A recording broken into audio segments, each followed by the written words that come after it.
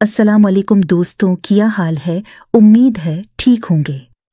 मेरा नाम निम्रा है और मेरी उम्र तकरीबन 20 साल है। मैं लाहौर में रहती हूँ। मेरा रंग बहुत ज़्यादा काला है, लेकिन मेरे नींद नक्श बहुत ज़्यादा अच्छे हैं। जो कोई भी मुझे देखता है वो मुझे देखता ही रह जाता है।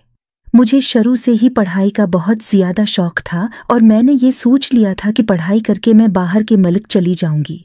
लेकिन मेरे उम्मी और अबू इस बात को नहीं मानते थे। वो कहते थे कि हमने तुम्हें बाहर नहीं जाने देंगे। मैं अपने दादा और दादी के साथ रहती थी, इसलिए मैं दादा अबू की मिन्नतें करने लगी कि वो उम्मी अबू को राज़ी कर लें। मेरे दादा मुझसे कहने लगे कि मैं एक शर्त पर तुम्हारे बाप और तुम्हारी माँ को मना लूँगा। मैंने अपने दादा से पूछा कि वो क्या शर्त है, तो मेरे दादा मुझसे कहने लगे वक्त आने पर तुम्हें सब कुछ बता दूंगा। अबू सुबह सुबह ही अपनी नौकरी पर चले जाया करते थे, क्योंकि मेरे अबा एक स्कूल में डॉक्टर थे। जिसके बाद में दादा दादी के साथ हर वक्त घर में अकेली रहती थी। मेरे दादा मेरा बहुत ज़्यादा ख्याल रखते थे। दादी की तबीयत काफ़ी ज़्यादा ख़राब होने लगी थी, तो फिर मैं अक्सर दादी का ख्याल रखती थी। उनकी तबीयत ख़राब होने की वजह से एक दिन मेरी दादी हम सबको इस दुनिया में अकेले छोड़कर चली गई।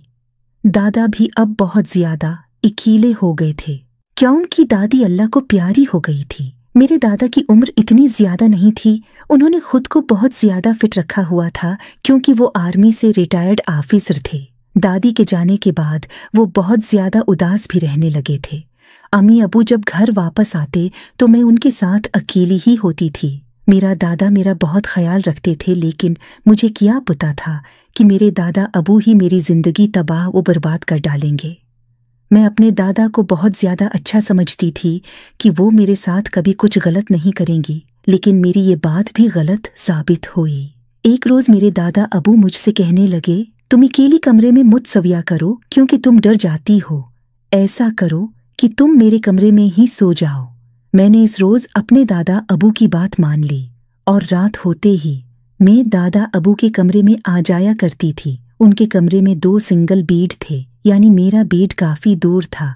इनमें से एक बेड खाली था। मैंने वहाँ सोने का इरादा बना लिया था।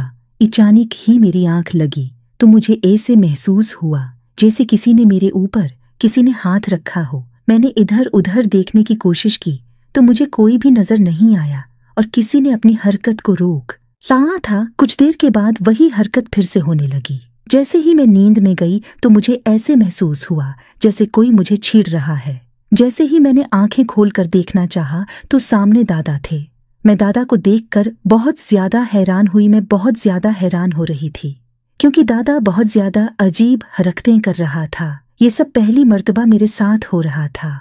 मैंने भी इस चीज़ को अच्छी तरह महसूस कर लिया था, लेकिन मैंने ये बात भी अपने दिल में सोच ली थी कि अगर दादा ने ऐसा वैसा कुछ किया तो मैं उठ जाऊंगी। दादाजी कुछ देर तक सुकून देते रहे।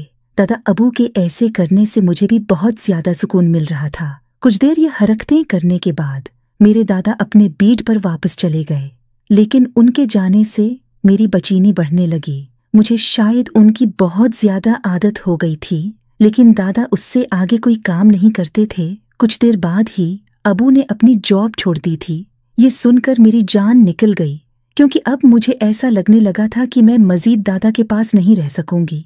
अब तो दादा अबू मुझे बहाने बहाने से छेड़ने लगे थे। अभी इस बात को 3-4 साल ही गुजरे थे और ये काम मेरे और दादा के दरमियान बहुत ज़्यादा होने लगा था।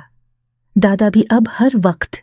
प्यारे दोस्तों, अगर आप उस कहानी का पार्ट 2 देखना चाहते हो तो मेरे चैनल को सब्सक्राइब करें, और अगर पार्ट 1 पसंद आया है तो कमेंट्स ज़रूर करें।